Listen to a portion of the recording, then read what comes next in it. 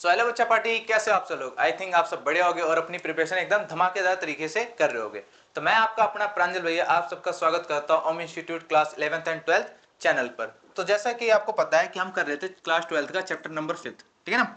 कौन सा कर रहे थे? क्लास 12th का चैप्टर नंबर 5। नाम क्या है? Molecular basis of inheritance. जिसमें हम करके आ रहे थे, हमारा जो टॉपिक था सर्चिंग ऑफ जेनेटिक मटेरियल। क्या था टॉपिक हमारा? सर्चिंग ऑफ जेनेटिक मटेरियल है। इसमें हमने ट्रांसफॉर्मिंग प्रिंसिपल, बायोकेमिकल कैरेक्टराइजेशन, दो टॉपिक तो कर लिए थे। अब बचा क्या? तो अब बचा है यहाँ पर, जल्दी बताओ, Hershey and chase experiment.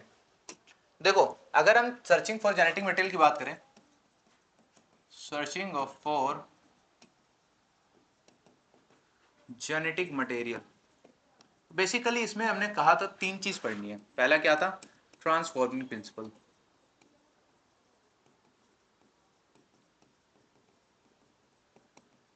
Second क्या था? Biochemical characterisation.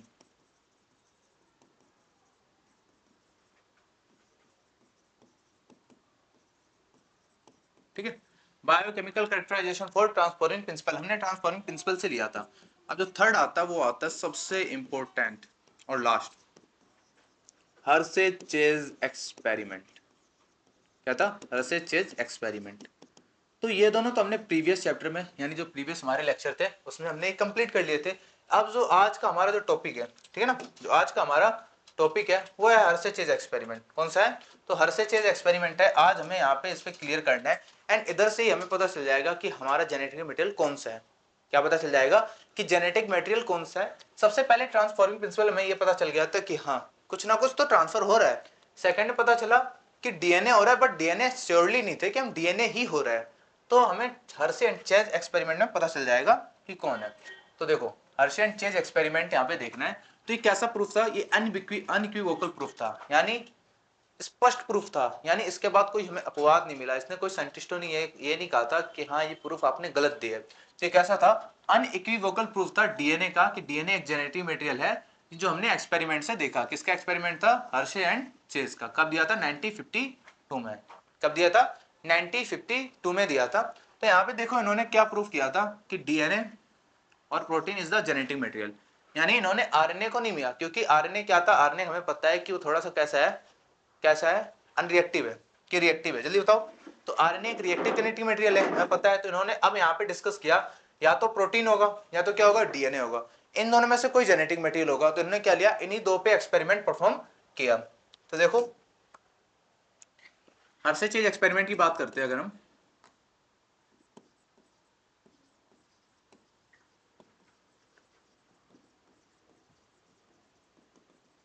हर से चीज एक्सपेरिमेंट, तो इन्होंने क्या लिया? क्या लिया था? इन्होंने डीएनए और प्रोटीन में बताया, इन दोनों में से कोई क्या होगा, इन दोनों में से क्या कोई होगा, कोई एक जेनेटिक मटेरियल होगा हमारा। या तो डीएनए होगा या फिर प्रोटीन होगा, दोनों में से कोई एक ही होगा ना। तो इसकी प्रूफ करने के लिए इन्होंने बैक्टीरिया लिया। क्या लिया था? बैक्टीरिया। बैक्टीरिया था ई कोलाई। बैक्टीरिया कौन सा था? ई कोलाई था। जहां पे इन्होंने बताया कि ई कोलाई पे सारे एक्सपेरिमेंट परफॉर्म होंगे, यानी कैरी करेगा। अब बैक्टीरिया को इन्फेक्ट करने के लिए एक वायरस भी लिया हमने। क्या लिया? वायरस। वायरस का क्या नाम था? बैक्टीरियोफाज। बैक्टीरियोफाज। क्या लिया था हमने? बैक्टीरियोफाज लिया था। अच्छा, बैक्टीरियोफाज है क्या? बैक्टीरिया हमने लिया ई कोलाई, इस्चेरिया कोलाई। अब वायरस क्या लिया था? वायरस हमने लिया था बैक्टीरियोफाज। बैक्टीरियोफाज क्या है? Virus. Virus which infect bacteria. Virus जो बैक्टीरिया को इन्फेक्ट करे वो कौन होते हैं? बैक्टीरियोफाज होते हैं। यानी ऐसे वायरस जो बैक्टीरिया को इन्फेक्ट करें। क्या करें? बैक्टीरिया को इन्फेक्ट करें। ये दो चीज तो हमने ले ली, एक बैक्टीरिया जिसपे हम एक्सपेरिमेंट परफॉर्म करेंगे, दूसरा वायरस लिया। वायरस का क्या नाम है? बैक्टीरियोफाज, जो क्या करेगा? बैक्टीरिया को इन्फेक्ट करने का काम करेगा। इसके बाद हमने एक और लिया, हमने क्या लिया था? Radio active sulphur. क्या लिया था? Radio active sulphur. ध्यान से, क्या था? रेडियो एक्टिव सल्फर लिया था। अब एक चीज यहाँ पे मैं ये इंपॉर्टेंट दिख जाती है कि अगर हम प्रोटीन की बात करें तो प्रोटीन कंटेन सल्फर। क्या लिया? Protein contain sulphur. प्रोटीन क्या करता है?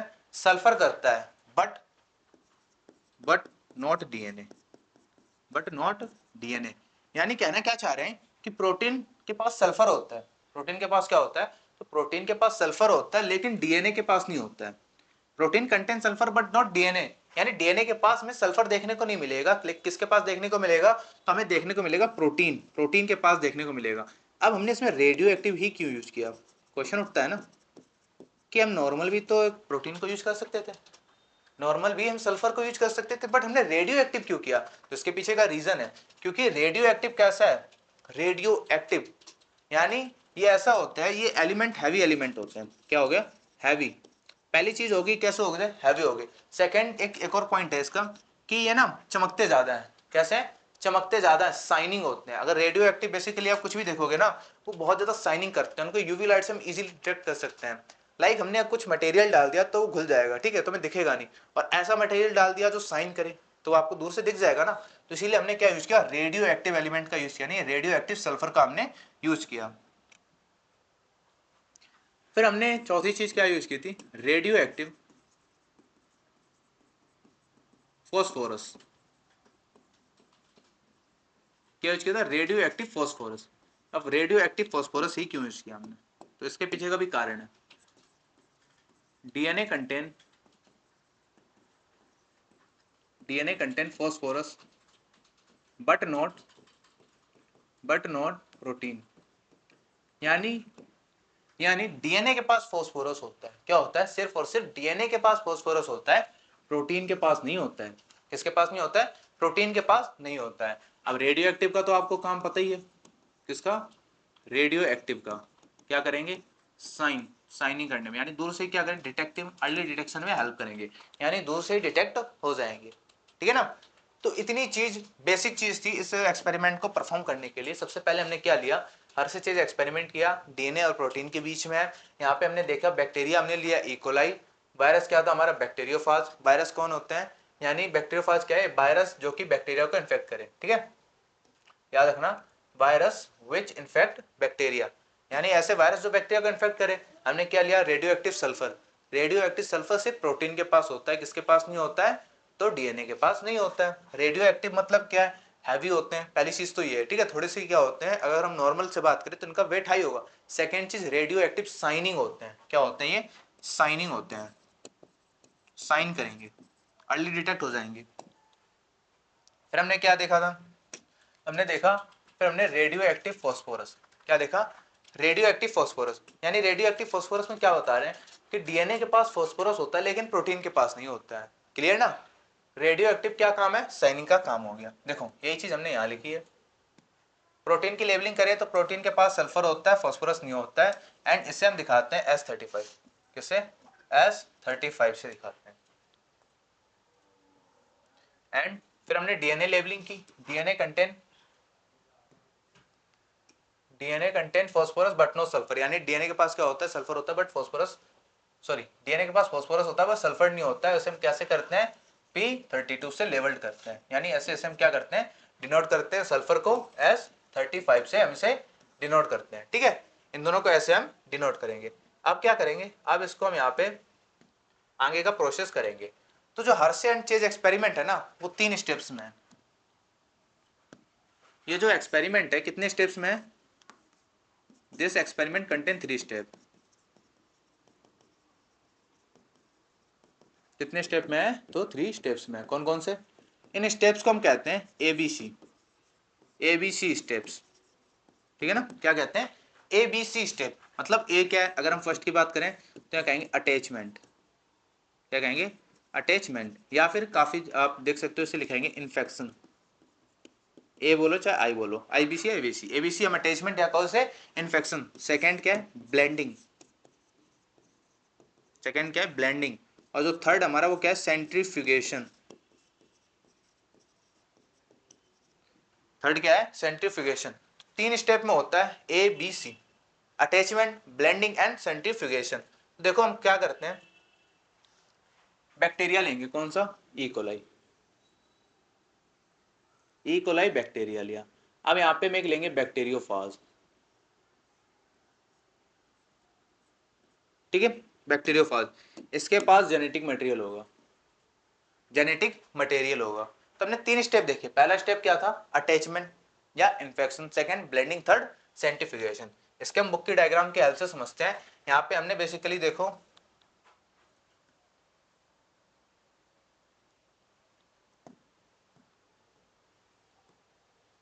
ध्यान से देखना, यहाँ पे एक हमने कंडीशन दूसरी ली है, दो हमने लिए हैं, ठीक है ना। एक तरफ क्या है? एक तरफ सल्फर है, दूसरी तरफ फॉस्फोरस है। फॉस्फोरस इधर है एंड सल्फर क्या है? इस साइड है। सेम चीज है, एक ही चीज लिए। एक तरफ हमने किस पे एक्सपेरिमेंट परफॉर्म किया था? तो सल्फर के साथ। एक तरफ किसमें किया हमने? फॉस्फोरस के साथ। पहला इन्फेक्शन, या फिर इसे क्या कह सकते हो? अटैचमेंट। एबीसी है ना, ए बी सी, 3 स्टेप में हो रहा है। तो सबसे पहले हमने क्या लिया? बैक्टीरियोफाज लिया। बैक्टीरियोफाज के अंदर हमने जेनेटिक मटेरियल डाला, यानी एक में रेडियो एक्टिव सल्फर डाला और एक में क्या हमने? रेडियो एक्टिव फॉस्फोरस डाला, ठीक है। तो देखो ये डायग्राम होता है एक बैक्टीरियोफाज का ऐसा, और ये रहा इकोलाई। ये जो आपको दिख रहा है ना, ये क्या है? इकोलाई है, ठीक है ना। तो ये रहा बैक्टीरियोफाज, ये रहा इकोलाई। सबसे पहला काम क्या होता है? अटैचमेंट, यानी इकोलाई की जो सेल है उसमें हमने क्या कराया? इसको बैक्टीरियोफाज को यहाँ पे अटैच कराया, ठीक है। इन्फेक्ट कराया, या बेसिकली आप क्या कह सकते हो? अटैच कराया। ये रहा हमारा बैक्टीरियोफाज, जिसे हमने क्या कराया? यहाँ पे अटैच करा दिया। पहला पहला स्टेप हमारा कंप्लीट। अब सेकेंड स्टेप आता है हमारा ब्लेंडिंग। क्या आता है? Second step blending. ब्लेंडिंग में क्या होता है कि देखो, इसमें क्या होता है? इसके बैक्टीरियोफाज एक कोट होता है। तो जैसे अब क्या किया हमने? यहाँ पे इसको अटैच करा दिया। क्या करा दिया? यहाँ पे क्या करा दिया? अब जो ये बैक्टीरिया हमें दिख रहा है, बैक्टीरियोफाज, यहाँ पे हम इसे अटैच करा देंगे। अटैच करा दिया। अब अटैच करा दिया, अब इसे क्या करेंगे? जोर जोर से घुमाएंगे। क्या करेंगे? ब्लेंड करेंगे। जोर जोर से क्या करेंगे? इसे घुमाएंगे। घुमाने से क्या होगा? घुमाने से क्या होगा? लाइक इसके पास जो भी मटेरियल था, मटेरियल क्या कर देगा? एक सेकेंड,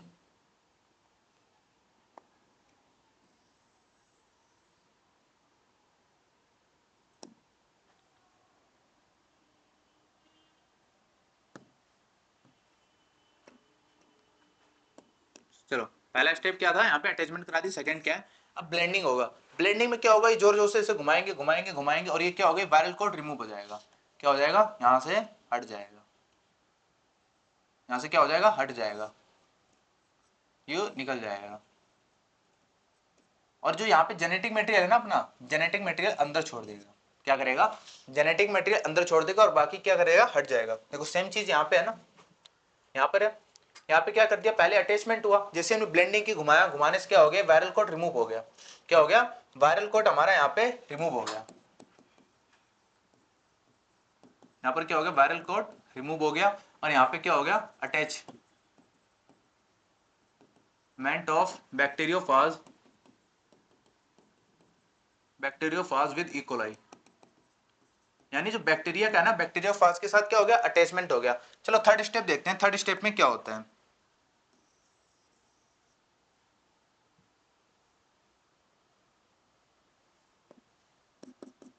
थर्ड स्टेप में क्या होता है? अब सेकेंड तो हमने पढ़ लिया कि यहां से वायरल कोड भी रिमूव हो गया। अब इसके पास क्या बचा? अब इसके पास बचा जो भी इसका जेनेटिक मटेरियल होगा, बचा। अब थर्ड स्टेप होता है सेंट्रीफ्यूगेशन। क्या होता है? सेंट्रीफ्यूगेशन। थर्ड सेंट्रीफ्यूगेशन है ना। अब यहाँ पे देखो दो कंडीशन है। यहाँ पे क्या है? यहाँ पे सल्फर है एंड यहाँ पर फॉस्फोरस है। दोनों कैसे हैं? दोनों के दोनों रेडियो एक्टिव है। सेंट्रीफ्यूगेशन में क्या होता है? बहुत ज्यादा घुमाते हैं, बहुत तेजी से घुमाते हैं, ठीक है। जैसे क्या होता है? डेंसर पार्टिकल ऊपर आ जाते हैं, लोअर पार्टिकल क्या हो जाते हैं? नीचे हो जाते हैं, ठीक है ना। डेंसर पार्टिकल क्या हो गए? ऊपर, लोअर पार्टिकल नीचे। अब यहाँ पे क्या होगा? डेंसर पार्टिकल ऊपर चले जाएंगे, लोअर पार्टिकल नीचे। तो जब इस कंडीशन में आते हैं ना, जब सेंट्रीफ्यूगेट करते हैं, सेंट्रीफ्यूगेट करने के बाद हमें जो, अब देखो इसमें डेंसर कौन है, भारी कौन है, हल्का कौन है। तो पहले उससे पहले हम एक चीज समझ लेते हैं। जैसे हमने इसे बहुत ज्यादा सेंट्रीफ्यूगेट किया, बहुत ज्यादा क्या किया? बहुत तेजी से सेंट्रीफ्यूगेट किया, तो हमें एक चीज देखने को मिली। क्या देखने को मिली? रेडियो एक्टिव, रेडियो एक्टिव हमें डीएनए देखने को मिल गया। क्या हो गया? रेडियो एक्टिव डीएनए को देखने को मिल गया, बट रेडियो एक्टिव सल्फर देखने को नहीं मिला। क्या नहीं मिला? रेडियो एक्टिव सल्फर देखने को नहीं मिला। देखने क्या मिला? रेडियो एक्टिव डीएनए देखने को मिला। अब क्वेश्चन आ गया कि भैया रेडियो एक्टिव तो हमें चलो साइनिंग से पता चल गया, सल्फर देखने को क्यों नहीं मिला? सल्फर देखने को क्यों नहीं मिला? तो इसके पीछे का एक रीजन है। रीजन क्या है? देखो हमने यहां पर पढ़ा था,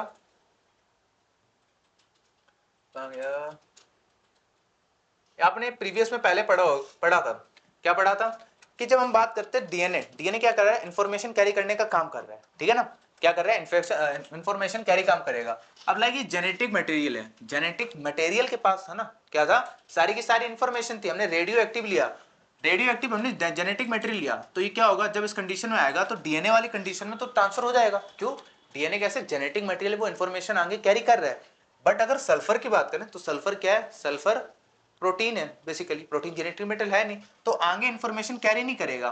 तो जहां पे हमें रेडियो एक्टिव एलिमेंट डिटेक्ट हो गया, फिर हमने देखा वो क्या है, वो फॉस्फोरस है, यानी जो हमारा जेनेटिक मटेरियल है, तो इस एक्सपेरिमेंट से पता चल गया, इस एक्सपेरिमेंट से पता चल गया डीएनए क्या हमारा, डीएनए हमारा जेनेटिक मटेरियल है, डीएनए हमारा क्या है, जेनेटिक मटेरियल है। किस एक्सपेरिमेंट से पता चला था, तो वो था Hershey chase experiment, Hershey chase experiment से हमें पता चल गया था, ये एक अनइक्विवोकल प्रूफ था, कैसा था, अनइक्विवोकल प्रूफ, यानी इसके बाद कोई भी अपवाद या एक्सेप्शन कुछ नहीं बचा था। यहां से हमें पता चल गया डीएनए ही हमारा जेनेटिक मटेरियल है, ना कि प्रोटीन, ना आरएनए, ना हमारा प्रोटीन जेनेटिक मटेरियल है, ना आरएनए हमारा जेनेटिक मटेरियल है। यहां तक कोई डाउट, जल्दी बताओ कोई डाउट। अब सुपरनेटेंट कंडीशन में डाउट आ रही होगी, तो उसे हम नेक्स्ट लेक्चर में बता देंगे कि यहाँ पे आपको क्यों दिख रहा है, पहले आप इतनी चीज समझ लो क्योंकि ज्यादा डाउट आ जाएगा। कुछ ज्यादा खास नहीं है, सुपरनेटेंट कंडीशन मतलब क्या होती है, जब ये वायरल कोट रिमूव हो रहे हैं, ठीक है, यहाँ पे हमें देखने क्या मिल रहा है, लाइक जो डेंसर पार्टिकल ऊपर, लोअर पार्टिकल नीचे। अब ऊपर हमें कौन देखने को मिल रहा है, ऊपर हमें कौन देखने को मिल रहा है, तो जब डीएनए की बात करते हैं तो डीएनए ऊपर साइड्स में नहीं देखने को मिलता है, नीचे देखने को मिलता है, और डीएनए ऊपर आ जाता है क्योंकि वो क्या है, थोड़ा डेंसर है, और ये हमारा क्या है, ये हमारा क्या है, लाइटर है। लेकिन इंफॉर्मेशन कौन कैरी कर रहा है, यहाँ पे सुपरनेटेंट कंडीशन में दिखता है रेडियो एक्टिव साइन दिख रहा है, लेकिन इंफॉर्मेशन कैरी कौन करने का काम कर रहा है, तो डीएनए का कर रहा है, फास्फोरस का कर रहा है। इसे याद रखो या ना रखो इतना इंपॉर्टेंट नहीं है, अगर आप ऊपर के 3 स्टेप याद कर रहे हो, अटैचमेंट, ब्लेंडिंग एंड सेंट्रीफ्यूगेशन के बाद अगर आप रिजल्ट पता कर रहे हो, तो देखो यहाँ पे radioactive detected in cell, cell के अंदर रेडियो एक्टिव डीएनए डिटेक्ट किया गया, एंड यहाँ पे रेडियो एक्टिव नहीं डिटेक्ट किया गया, देखो no radioactive detected in cells. अगर बुक में एनसीईआरटी में देखो सेम यही डायग्राम मिलेगा आपको एज इट इज, ठीक है ना। तो यहाँ पे हमारा हो गया हर्शे चेज एक्सपेरिमेंट खत्म, यहाँ पे क्या हो गया, हर्शे चेज एक्सपेरिमेंट हमारा खत्म हो गया। तो ये रहा हमारा ओम इंस्टीट्यूट मानेसर का हमारा टेलीग्राम आईडी, ये रहा बारकोड, जो बारकोड स्कैन नहीं हो रहा तो ये रहा टेलीग्राम की आईडी, इससे सर्च कर लो, आपको जो बोर्ड पीडीएफ मिल जाएगी, यहाँ पे कोई भी क्वेरी है वहाँ पे क्वेश्चन हमसे पूछ सकते हो, ठीक है। और जो भी बच्चे इंटरेस्टेड है ऑफलाइन क्लासेस में, तो हमारी कॉन्टैक्ट नंबर है, आप जैसे कॉन्टैक्ट करोगे तो हमारी टीम उसका आपको क्या करेगी, गाइड करेगी, या जो भी आपके सवाल होंगे उसके थ्रू आपको गाइड करेगी, ठीक है ना। तो चलो फिर मिलते हैं नेक्स्ट वीडियो में, जहां पर हम इसके आगे के टॉपिक्स करेंगे, प्रॉपर्टीज ऑफ जेनेटिक मटेरियल और जितने भी आगे के टॉपिक हैं, ठीक है। तो यहाँ तक के सारे टॉपिक आप कवर कर जरूर कर लेना।